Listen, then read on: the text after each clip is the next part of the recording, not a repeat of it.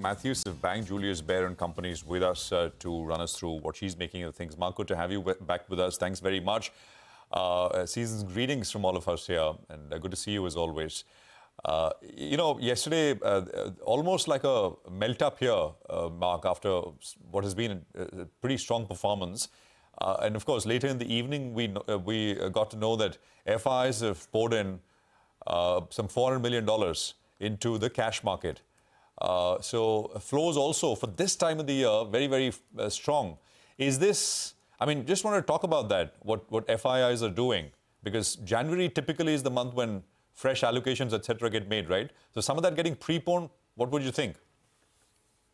I didn't know the number was so big until I was eavesdropping on your conversation prior to joining you.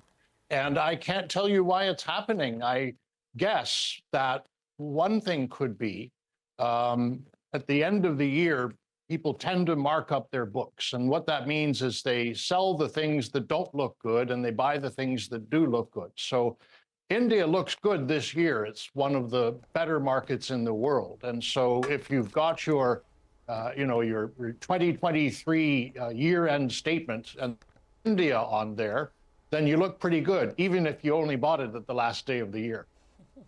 So to some extent, would you attribute it to NAV management, as we call it, but not, restricted to domestic, but on a global front? Could that explain this year-end up move that we've seen and the gush of FI inflow?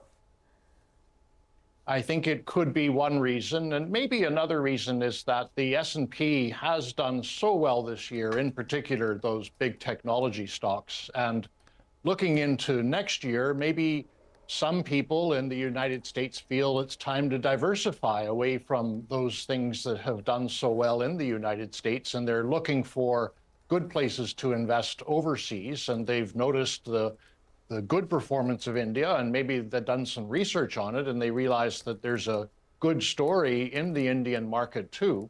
And so maybe that's right. They're starting on a fresh sheet and looking for opportunities elsewhere, and they've identified India.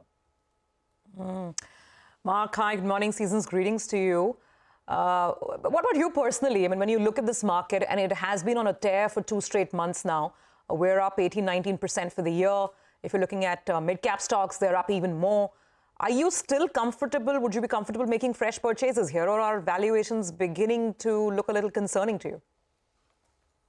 Well, exactly as you say, I think the mid-caps are stretched, but the broader market is not expensive to my mind. It's in line with the long-term average, let's say, around 25 times price earnings. And if you expect the earnings to grow in excess of 10% next year, I'd put it a bit higher than that. I'd say possibly the mid-teens. Then I think the market should still go up, let's say another 10 to 15% next year, in line with that earnings growth, given that it's not very expensive. Now the mid-caps are something else. They are too expensive, and I wouldn't be buying them. But the Nifty, yes, I think it will still do well next year. And if I didn't own it, I'd be buying it today. Mark, we spoke with Ed Yardini yesterday, and he was selling us, I think, 5,500 for 2024 and 6,000 for 25. So, and no recession. That was his S&P. Those are his S&P targets. You want to reflect on that? Well, those are punchy numbers. I also feel that the U.S. market looks perfectly fine. They have economic growth, they have earnings growth. The Fed's going to be cutting rates. And if you look at the recent data, the inflation, the PCE inflation reading at 2.6% is really getting in the range that the Federal Reserve said they wanted it to be, which I think was about 2.5. So he's right. I think the U.S. market will also be up next year. Of course, there are always black swans, and they're usually not possible to identify until they've already blown up in your face. But barring a black swan, I don't see a lot to be worried about. Mark, there's one camp which believes that recession has been delayed but not denied. And sometime in 2024, maybe 2025, that U.S. recession, that hard landing will come. And that could precipitate Fed's rate cutting cycle aggressively. what probability would you assign to that? Would you construct your portfolio in anticipation of this as a base case scenario? And how would you view this, school of thought? We have our own proprietary recession indicator, and it's very low right now.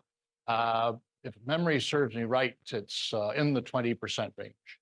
And so we're not thinking there's going to be a recession. We do think a deceleration in growth is entirely likely, given that interest rates have gone from 0 to 5% in a very short period of time. So I think that for U.S. economic growth, we're only forecasting about 1.5% next year, but that's still positive growth. And it's the second half of the year where we're likely to get an expansion in the activity, and then moving into 2025, probably back to about 3% or so. So all I will say is that some of the readings which were signaling a recession would be in order around now, like, of course, the yield curve, have not worked. And I would put that down to just the highly unusual circumstances of the last 3 years with a global pandemic, unprecedented stimulus, unprecedented inflation, and then unprecedented rate hikes. And now, of course, with inflation coming down, rates will be coming down too. So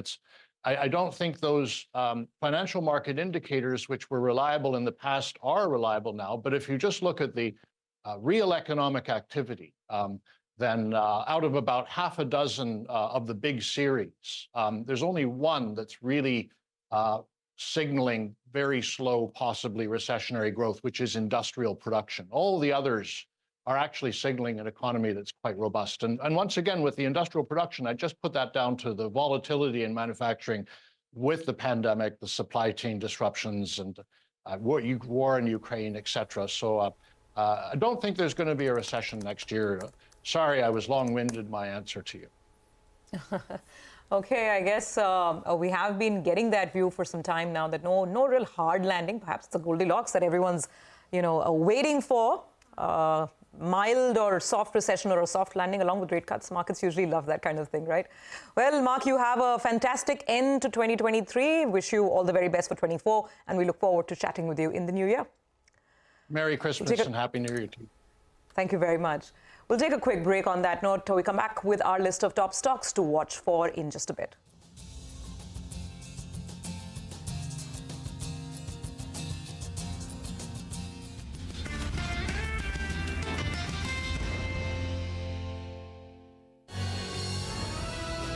CNBC-TV18, embarking on a quarter century of excellence.